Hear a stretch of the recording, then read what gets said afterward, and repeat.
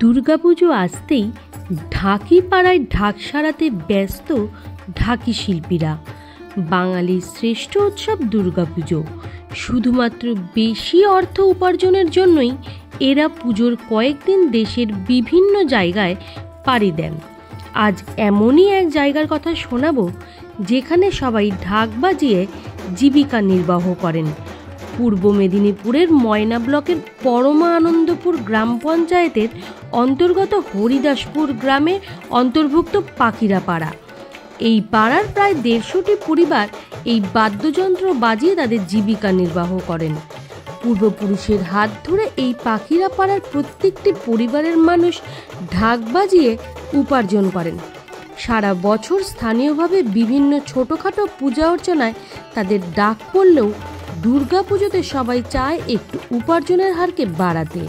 তারা মনে করেন গ্রামাঞ্চলে কাজ করে যে অর্থ পাওয়া যায় বিদেশে এই কয়েকদিনের জন্য গেলে অনেক বেশি উপার্জন করা যায়।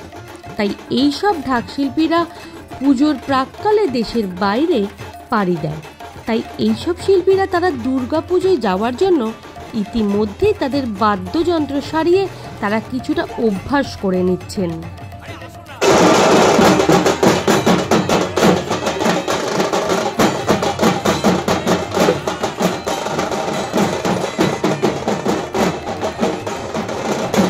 সূর্য পাখিরা, বাড়ি হরিদাসপুর, ময়না থানার অন্তর্গত। আমাদের পূর্বপুরুষ থেকে আমরা দেখে আসছি আমাদের এই বাদ্যকরের উপরেই সব কিছু। এবং আমরা তো এই পুজোতে সবাই তো মন ভরে থাকতে পারি না বা আনন্দ উপভোগ করতে পারি না। আমাদেরকে পেটের তাগিদে বিদেশে চলে যেতে হয়, যেমন বিভিন্ন জায়গা দিল্লি, বোম্বে, চেন্নাই, বেঙ্গালুরু এইসব জায়গায় চলে যেতে হয়। আর আমাদের এই যে পুজোতে আনন্দ, আমাদের যে গ্রামে যে পুজো হয় বা বড়াইপন্ডা স্থানীয় এলাকাতে যে পুজো হয়, আমরা এই পুজোতে আনন্দ উপভোগ করতে পারি না, আমাদের পেটের তাগিদে চলে যেতে হয়।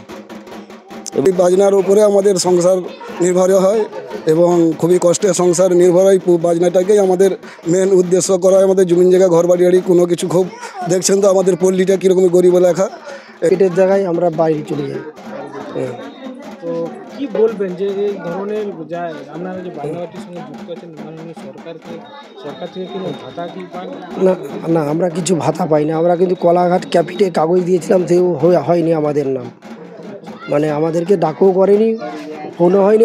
আমরা গিয়েছিলাম, বলে যে না তোমাদেরকে ফোন করেছিলাম বলে আমাদেরকে, যাতে আমাদের সবাইয়ের যারা যারা শিল্পী গরিব মানুষ সবাই ভাতা পায়, সবাই ঢাকিরা ভাতা পায়, তার ব্যবস্থা করে দিলে ভালো হয় আমাদের।